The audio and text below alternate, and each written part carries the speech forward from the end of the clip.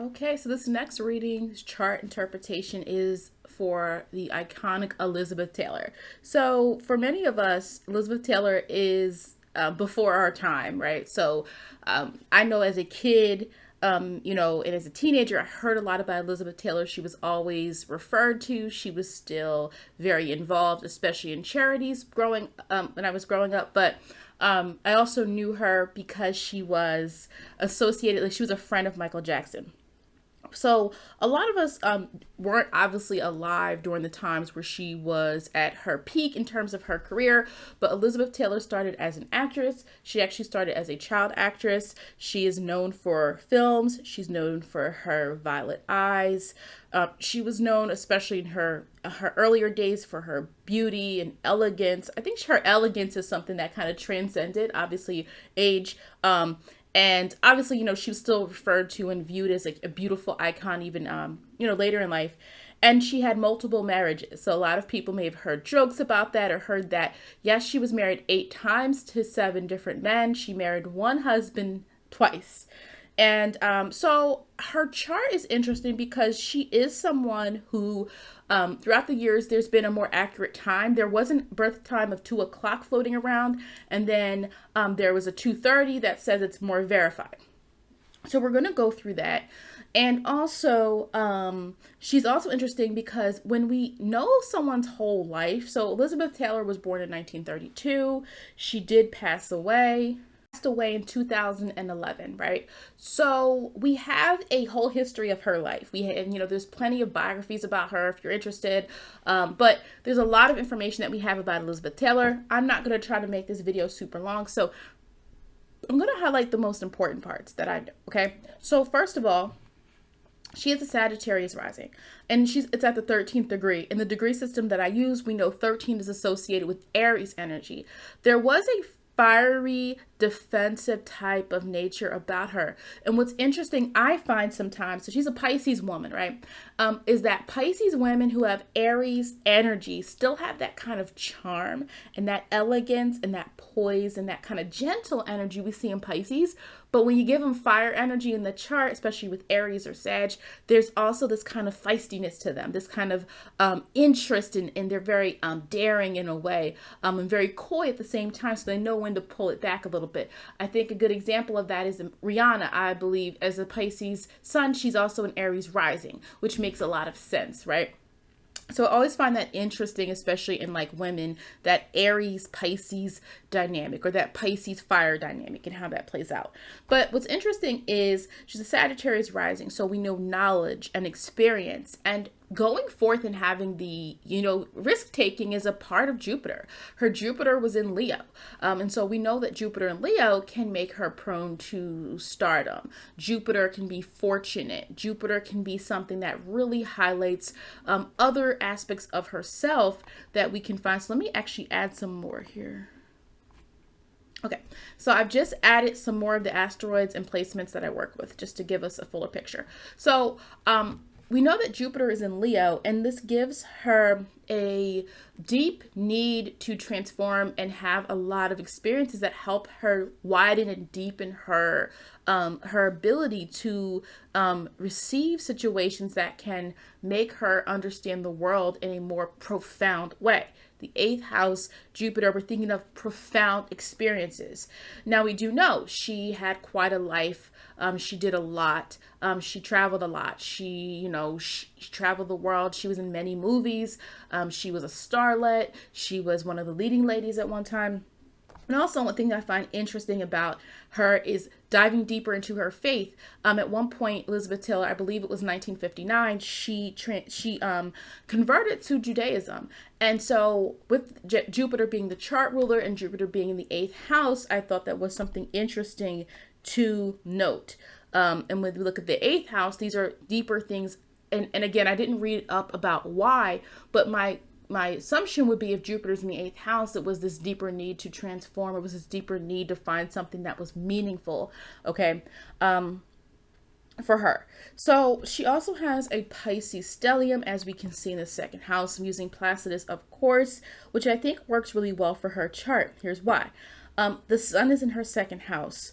And we'll talk about more about that in a moment. But when I look at the sun in the second house, so this is going to tell me something about the father's financial situation, second house, and the moon is in the 11th house. So this can be themes of how influential the mother would have been for her in terms of understanding her place in society or social experiences and things like that.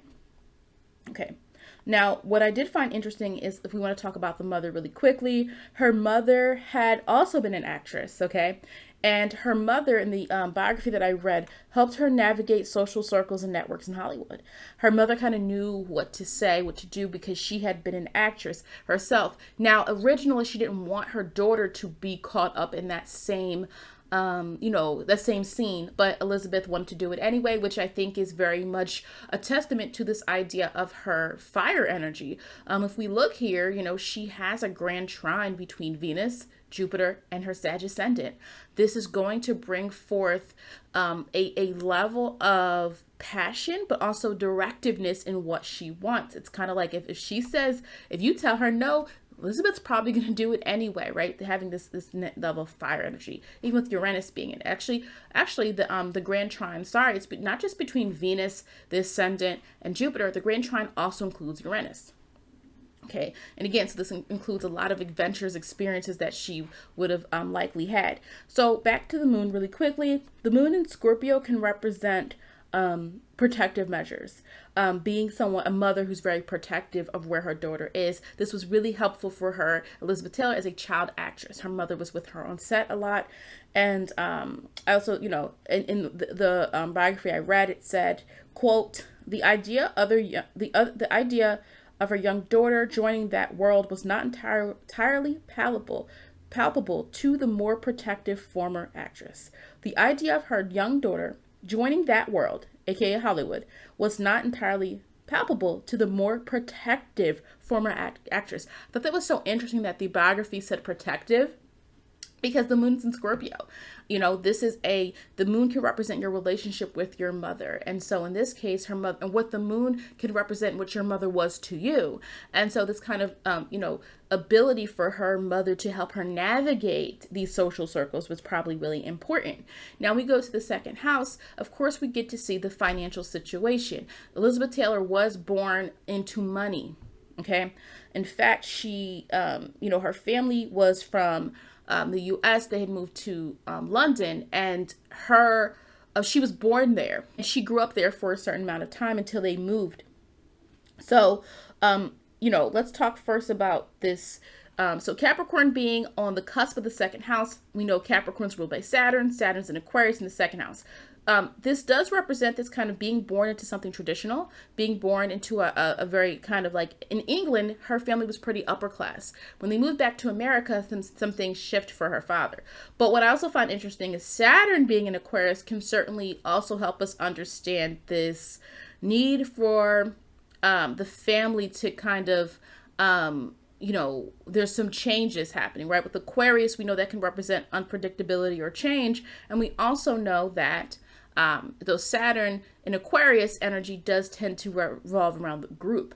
And so there was a point when they moved back to the US that her father started making less money. And there was a point where Elizabeth, as a child actress, was making more than him. Right.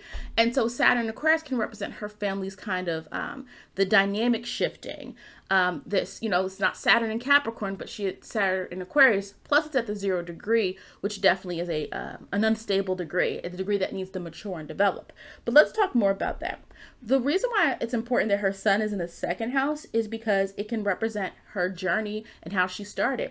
She was noticed by an agent who was looking for actresses at her father's art gallery. Okay, so her father's place of business, he was a very, successful art dealer, when she was younger. And a talent agent noticed her there. And that's so interesting because that launched her interest in the world of acting. So I thought that was really helpful to note because the second house is money. It is our self-value, right? And so that her father's place of business is what sparked her ability to be seen. Okay.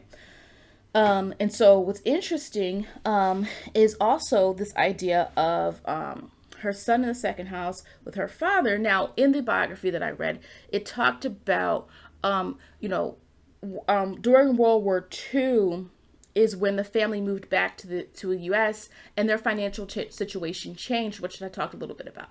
The fact that Pisces is even in the second house can definitely like kind of show those clues of shifts in financial experiences, right? You have Saturn there, and Saturn can be traditional, Saturn can be successful, but then she had Mars, Sun, Mercury in Pisces.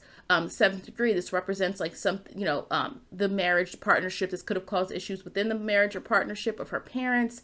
Mars also being in Pisces can represent lack of direction. And again, that could have definitely been seen through the fact that the sun was her father. Now, the older you get, the less the sun is about your father. The older you get, the less the moon is only about your mother. It requires us to understand so many other things. But we do have to keep in mind the fact that, if we're talking about her early life, we have to understand what happened and how this chart is an example of that. So, it also noted that her father's drinking issues intensified once they came back to the U.S. And so what was interesting is Pisces Neptunian energy is unfortunately associated with those kind of addictions. Pisces can be associated with escaping reality. And again, in the what I read was that at one point, he didn't make as much money as an art dealer once he came back to the U.S. The family's living situation, Saturn and Aquarius, had to shift and change. So it became more of a group effort to make money for the family, it sounds like. And one reference was saying like he was abusive when drunk. And the art in the not video, the biography, it did seem like she still had a fondness for her father, but it does show that over the years of her life, she was more candid as she became an adult about what it was really like. And the reason I bring that up about the abusive part is because if we look, we see that Mars, and we think of Mars and Pisces, Mars can definitely represent, activity, action, anger, defense. Mars is opposing Neptune. Neptune, again, can be that influence of the drinking. Also, Pisces and Virgo are opposite signs. Virgo deals in the groundedness of what it is in front of you. It analyzes, it is dealing with the earth energy. And we know Pisces dealing with the imagination, right? And of course, imagination is not bad. When we throw in a mix of a person who is downtrodden, who's upset, you can, and the family never seemed to go down into poverty. When they moved back, they didn't have that same upper class type of lifestyle with the nannies and all of that they did when they were in England. And again, so what was also interesting, I think, with Saturn being in Aquarius dealing with being unique, individual, is the fact that in her early years, when she came over to America and she's back to America, her family was from America, but she was not born here. She got roles based on having an English upbringing and being able to really play up her English accent. Over the years, like when you hear Elizabeth talking, she talked, in a very proper way. You can slightly hear the English accent. I don't think her English accent was as heavy as other people's. But so it was easy to miss sometimes, but at the same time, like when she was younger, she had it was a little bit more obvious. And so they actually sometimes needed her, they needed kids who sounded British in some of these movies they were making. And so it was easy for them to, get these roles earlier on in her life. So I'm not going over every single placement in the chart, but I did want to show what some of these placements are within the chart. So we have Pisces on the cusp of the third house, and Mercury's in Pisces. And I think this, when we think of the third house and we think of, communication style, talking, things like that, you're learning. I want to talk more about her voice, okay? And so how her, Mercury being in Pisces allows us to understand this kind of enchanting way in which her voice was, okay? When she spoke, she had a kind of cadence to her voice. She had a sort of whimsical, it was a kind of whimsical yet steady. There was also kind of a fairness and confidence in how she spoke, but she was soft-spoken. So I thought that was really interesting. Her Mercury is square the ascendant. So we're going to talk about the fire energy in her chart a little bit more in a moment. The third house, the reason I'm focusing so much on Pisces and Mercury is because there's no planets in her third house. Her part of fortune and her North Node are here, but there's no planet. So I wanted to talk a little bit about Mercury Mercury squaring the ascendant, again, in this reading, I'm not going over every single aspect. This is more just to show you examples of someone's chart and what it can mean. Mercury square ascendant could mean in this situation, by nature, she was soft-spoken. And the seventh degree means when she spoke, she wanted to connect to people. She wasn't just speaking just to be heard. To say something. It was, I want to feel that I'm heard. Mercury in Pisces, I want to connect to you through my words. Okay, but when confronted, she was very direct and truthful. I remember, and she could be very witty. One interview with her and one of her husbands, one of her earlier on husbands, I want to say it was Mike Todd. And just like the interviewer kept trying to say certain things about their relationship, and she was just very, coy at first, and then she just got really direct. Like the guy was bringing up something she said in her youth, and she was like, and she just clapped back at him, in a very elegant way. That's the thing with a Pisces energy type of individual. Like there's not this crassness to Pisces energy, right? And so there was this kind of, banter in the situation. So in the third house, I don't really want to talk that much about that. I don't think that's super significant without diving deeper into the chart. But North Node being in Pisces, I definitely feel like the ability to shift and the ability to kind of accept certain things as is definitely a part of the kind of Pisces experience, to be at different heights spiritually, to allow yourself to be influenced and to be creative in many ways. And I think North Node be giving back to your immediate surroundings, your community. I think the North Node in Pisces is really, using your wealth, 26th degree, to help others heal. She was really she lost some friends in the 80s. To the AIDS virus. And this is before there was, medications that we have today. And she was really big into philanthropy. She was really big into awareness and research and giving money to that. And so I do think that kind of speaks to her North Node energy, to what her, her life purpose, not just that philanthropy, but how important it is for her to also be able to impact the immediate environment around her third house. Though she had a really big impact on the world as a starlet, it's also important when you have a third house North Node to really impact those around you, your neighborhood, your peers, learning institutions, anything that is in your locus of control is something that you want to keep in mind there in terms of what you are going to, what you are going to want to impact. The part of fortune being in Aries, you always want to go back to Mars and Pisces. Again, when she did something, it was because she felt it was like something she wanted to do. Mars and Pisces doesn't really do a lot of things they don't want to do. Elizabeth was very vocal when she didn't like something, even if it was an acting role. I was reading and, I watched a biography about her, and then I read a little bit of a biography about her to get a little bit more context. But also, like, when you have part of fortune in the third house, communication is going to be very important. Speaking from the heart is going to be very important. She also has that at the fourth degree. And so the part of fortune means what you tap into in order to really experience or to kind of absorb, better word, some of the luck within your chart. And so that being in Aries definitely represents when she had an idea, she just got in her mind to do it. Now her marriages, think about this. She got married first at 18. Okay.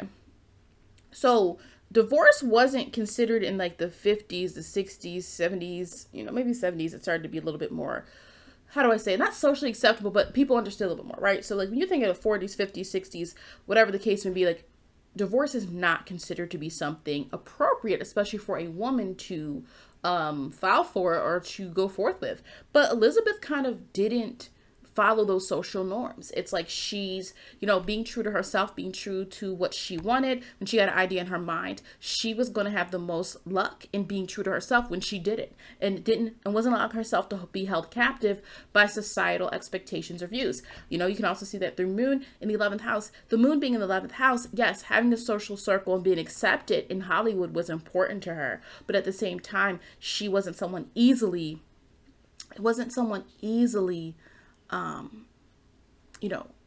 controlled is what I want to say. Okay. Now the fourth house, so Uranus Uranus and Venus is conjunct Uranus, obviously 17th degree. 17 is a Leo degree. There's this family is important to her, you know, and when she had these marriages, she would feel like family was something she really wanted to be a part of. Uranus is meaning emotionally, yeah, she's a little bit of a firecracker emotionally. If we look, we see that the IC is Aries. The 14th degree helps us understand like financial issues weren't a part of these families' issues, right? So even with her family coming back to the US, the family wasn't downtrodden. The family wasn't in poverty. It just was a contrast to how they lived when they were in, Europe. And so if we look here, Mars is in Pisces. Mars not only rules over the part of fortune, Mars also rules over the IC.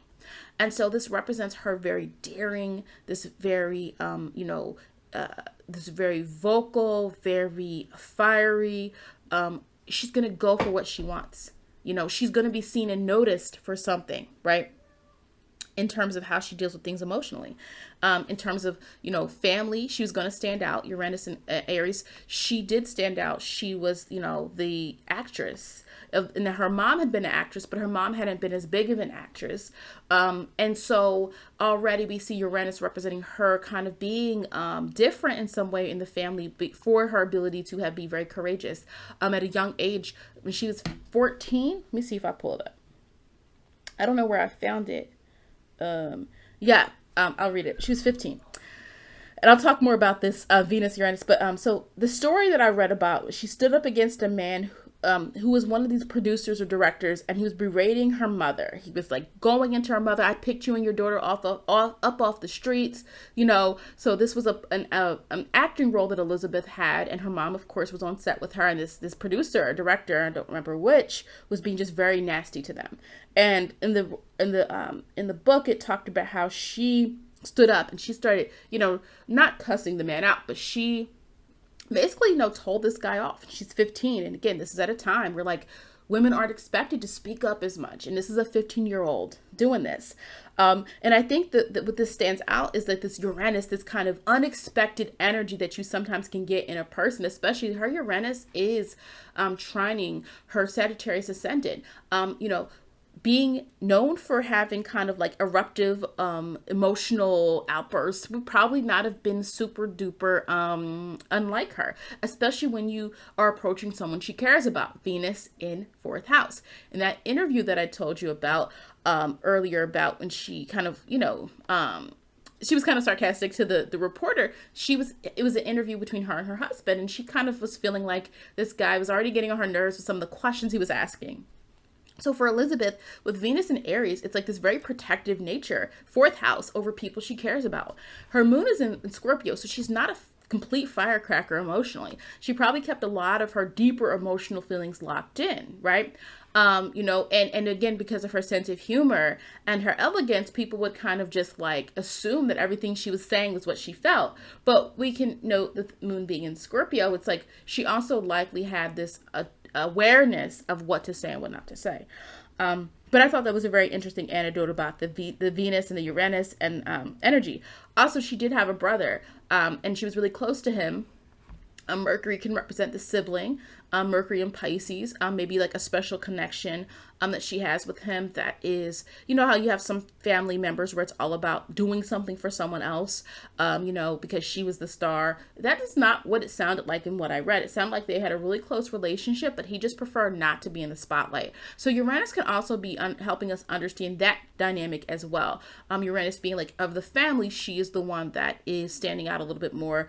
She's a little out of the ordinary or norm of what the rest of the family was. Again, I talked about Venus a little bit, but Venus conjunct Uranus could also mean, this could also represent the unique experience that she had of, falling in love and having multiple marriages or feeling exhilarated.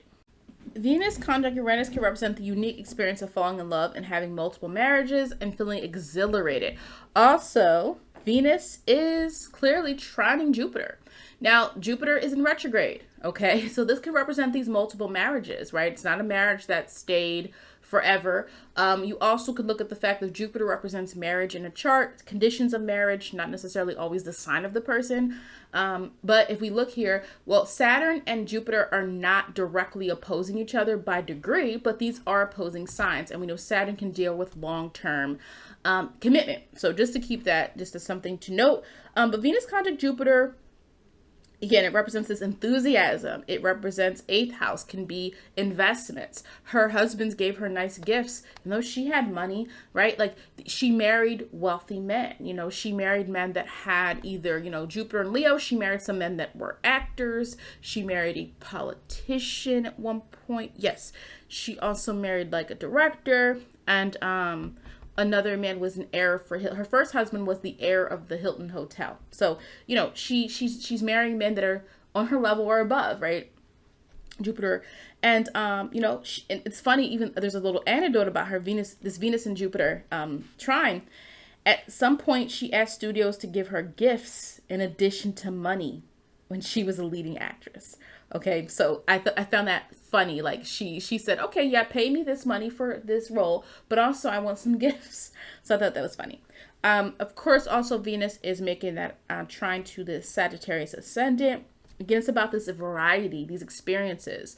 Venus in Aries, once it's done, it can kind of move on very quickly. Even if at first it's enamored, it loves something, it can move on. Now, I do think it's something to note that the Venus is conjunct the Black Moon Lilith, 22nd degree. Okay, 22nd degree, it's about like this trying to find, how to have these long-standing relationships or marriages that are actually going to lead to something.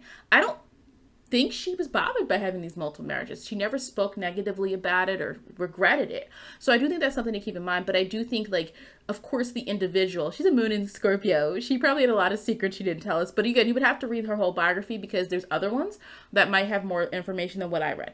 But I think even earlier on in her life with the Venus conjunct Black Moon, probably trying to really dive deeper into the reasons why she needs these marriages.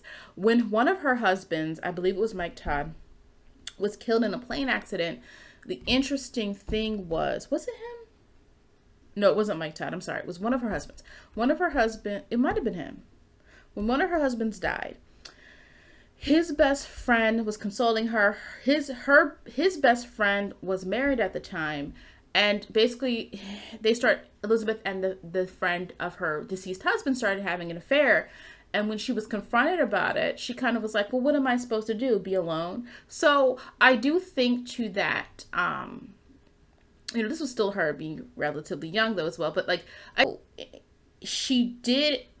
read that her first husband reminded her of her father, and just in terms of the controlling nature. And then another man that she married, I believe it was Michael Wilde, she started to make more money than him. And that reminded her of her father, and that contention when her as a child actress is bringing in more money for the family and he's not able to provide, and the tension that caused. So I do think there's something to the male energy and what she was trying to get out of these marriages. There were some that she spoke of more fondly. So I do think that's something to keep in mind. There's probably multiple reasons why, of course. Fifth house, Taurus being here, Venus is the ruler of this house, basically. When you have Venus in the fourth house, I think this kind of ties well to the children and her children and how she probably was like, when it came to her children, probably very protective as well, like her mother was, but also she probably was likely, someone who was more structured in that. If there were other areas of her life where she wasn't structured, it was kind of like this need, Venus and Aries, to kind of like give a lot, probably very giving, very, but also very like open with allowing her children to kind of be who they were, but also having this level of providing provisions, one to make sure that they have everything that they need. It's a very, the energy of like that Taurus energy, and even Venus, regardless of Venus being in Aries, Venus being in the fourth house, it is this, I want to have a good relationship with you. It is important for me to have a good relationship with my children, right? Or for me to try that. And Jupiter being in Leo, Leo being the sign of children, tend to see people with Jupiter and Leo shine around children or love children. Now in a chart reading, there's always an area that seems a little bit unclear, or an area where, especially when you're doing a reading for someone famous, where all you know are the details they've given you. And unless they are booking you, you don't really get to ask follow-up questions to see what's relevant. So with Taurus being on the cusp of her sixth house, I don't see a ton of relevance in terms of what I read about her. However, you would see, if you see someone with this could indicate that they are someone who thrives under routines, but also someone who kind of likes things done their way. Okay. Taurus is there, but also Venus, the ruler of Taurus, is in the fourth house, Venus in Aries. So she had the ability to likely be very consistent in her routines and deliberate, but typically this would have had to be things that she actually wants to do.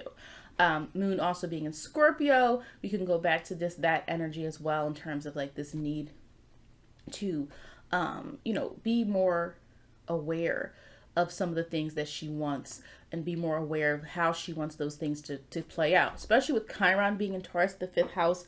Chiron being there could certainly mean that there are some self-value issues that Elizabeth Taylor likely had to deal with throughout her life. She was very beautiful, she was very accomplished, but we do know that there were parts of her life where she did have, I think it was alcohol abuse and pills. And we do know the history also of her father also having an alcohol issue. And so, Chiron's linked to fifth house, the fifth house, the house of pleasure, right? So Taurus can sometimes indulge a lot in what brings it a sense of safety or calm. So there's different reasons why people may drink or abuse drugs. But for her it may have been this kind of, this keeps me steady, this keeps me calm type of thing.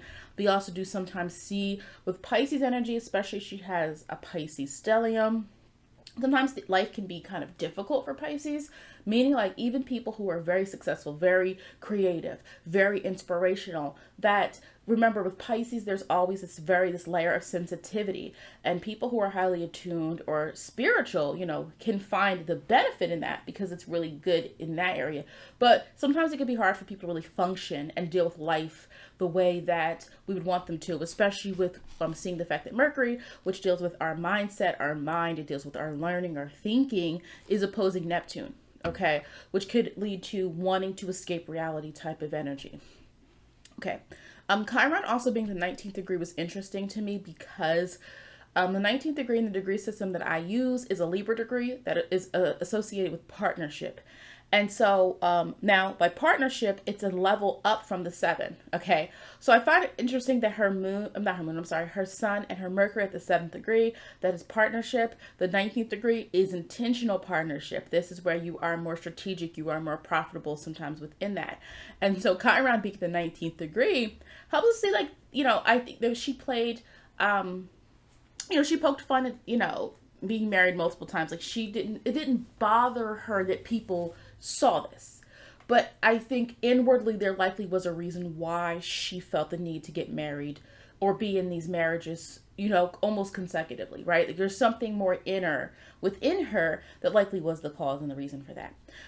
So we're going to move to the 7th house, which is interesting. We know the 7th house is the house of relationships. The 7th house is the house where we do get to see people's interpersonal habits and even people that can be important to them. We do have to address the fact that Gemini is on the cusp of the 7th house, making it the descendant sign. And so the descendant sign for Elizabeth would have been about, learning from other people, being curious about the world, allowing herself to be a little bit more, question things. Sagittarius is that fire spirit. Sagittarius is going forth with a lot of conviction, intentionality. But we want to be sure that we also know when to pause, because Sagittarius has aim, right? And don't get me wrong, it could be quite, optimistic, and it keeps going and it has belief. But sometimes Gemini energy is needed because it helps you kind of question, it helps you pause, it helps you stop and think and consider things, right? And so I did not go through all of the signs of her former husbands. I do know one was a Scorpio, I think, and one was a Cancer. I didn't go through all the signs, but I wouldn't be surprised if along the way she had a relationship with a Gemini or a Gemini, someone with Gemini placements, okay? Especially since we do know that she did have multiple marriages. So, seventh, so what's very interesting here is her Juno in the seventh house does mean that, ideal partnership was important to her. The ideal person for Elizabeth would have had some emotional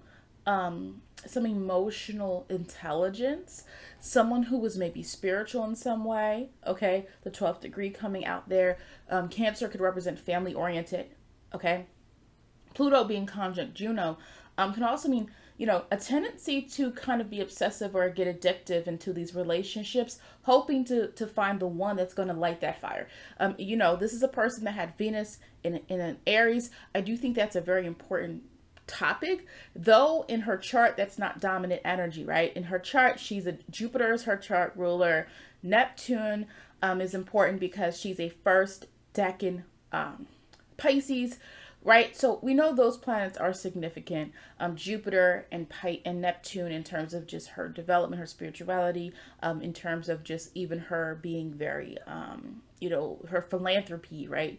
Her wanting to expand who she was influencing and not just be known for, someone who starred in movies, but to be known for someone that is doing something to impact the world. That are markers of this Jupiter Neptunian energy. But at the same time, I think there might have been some longing for this kind of soulmate type of connection that you tend to see with Pluto energy. Pluto in Cancer, seventh house. Pluto also being in retrograde. So potentially having, some friction in some of these relationships. They're being related, especially I believe when I read like earlier on, one of them, it wasn't that it wasn't that it was physically abusive, but like there became a little bit of erratic behavior from the first husband in the biography that I read in terms of just like his response to things. And so it reminded her too much of her father. So she, left that marriage. So it's almost like searching for something that she thought she could maybe find in someone else. And I'm sure she had a great time being in these marriages. Like when she was all in. That is characteristics of this Aries energy that's in her fourth house. But we think of, even Pluto being in Cancer, it's when she was in. When she was in a marriage, for the most part, I didn't read of any affairs really. The only one I read about, and again, I didn't read the whole thing, was after one of her husbands died, she started having an affair with his best friend who was married at the time. So I do know of that. But for the most part, when you're thinking of Pluto and Cancer energy, it is kind of all consuming about the things that it cares about. So, likely in these marriages, she was quite content at the time, or tried to really, envelope herself into those relationships. So I'm going to move to this Jupiter in Leo. Okay, so the eighth house can represent intimate partnerships, and it could also represent, as I said earlier, about those who can invest in us. Jupiter in Leo can mean in eighth, a person gaining attention from their relationships. Eighth house, gaining attention, Leo, right? People talking a lot about her relationships. 15th degree, people being in the know a lot about her. Jupiter also being in retrograde can mean throughout her life there was some questioning around her faith, her beliefs, always trying to find what she truly wanted to dedicate her life to. That's the characteristics, of course, of Sagittarius and seeking truth, but also as I've said before, about Pisces and direction and how important it is for that sign. So Jupiter being in Leo in the eighth house also helps us see like her ability to attract marriage partners who were quite famous. She did tend to marry within the entertainment industry, but not all the time. Again, her first husband was an heir to the Hilton Hotel. Her last husband was younger than her. I don't remember if it was like 15 years or 20 years or something like that. They had met in, I want to say, late 80s and married in 91. But they met in the Betty Ford clinic, battling their, drug or alcohol addiction. So I do think that's quite interesting because, she was seeking these relationships and marriages through the end. She didn't pass away until 2011, but that was her last marriage. And so when we look at those types of these themes throughout her life, we do see that she, for the most part, is marrying men that have that shine, that attention on them, whether it was the politician, a director, a producer, another actor, etc. But Jupiter being in retrograde does tend to mean the individual has to learn to accept their own truth. That throughout time, there's a big emphasis on those things. And with Jupiter being in Leo, it also is helpful for us to understand there is a light that she likely had. In trying to really discover and understand herself and willing to go through all of these changes. It's not easy. I'm pretty sure it wasn't easy, though we can say, yeah, she was wealthy, she had money, that makes life easier. But in terms of going through all these emotional upheavals with, marrying, and basically back to back in many of these cases, these relationships. So, all right, so Neptune in Virgo. So Neptune in Virgo is interesting because remember we know Neptune can be dissociated with reality. Neptune can bring us very beautiful, imaginative, creative ideas, and it gives us inspiration to do what's not possible. But it also can represent this self-medicating. The reason we think of that is because remember, Virgo is the sign that deals with health and our health conditions. And what's also interesting here is she had Neptune at the 6th degree, making this even more prominent. In the degree system I use, the 6th degree, 6th sign of zodiac, Virgo, is associated with health. So Neptune being in Virgo can represent this, unfortunate Neptune is not direct. And so, retrograde placements are not horrible. A lot of times we can connect them to the South Node. I'm not going to go into South Node right now and North Node. I did go a little bit into the North Node, but now the thing I would say about that Neptune and Virgo is the self-medicating energy that we have in her chart. Now, again, when you're interpreting, it depends on the planet. If she had Sun in Virgo in the 8th house, I likely wouldn't talk about addiction or having hidden addictions or alcohol abuse or anything like that unless I knew the person actually had dealt with that, because the Sun in Virgo, that's not what that's about. But you have Neptune in its opposite sign, right? Neptune was Pisces, now it's in Virgo. So she's doing these things. She had a lot of medical issues over the course of her life, though. So I do want to also bring that up. I was reading about her. Like, she had a lot of, ailments. She got a shard of metal caught in her eye. They had to do emergency surgery. I think she did something, hurt her back. So, okay, and she died in 2011 of a heart attack. So, I also would think of Neptune as but also remember this benevolence of Neptune. So her charity causes for AIDS can be seen through Neptune. Her charity causes in general. She was, she did a lot of philanthropy.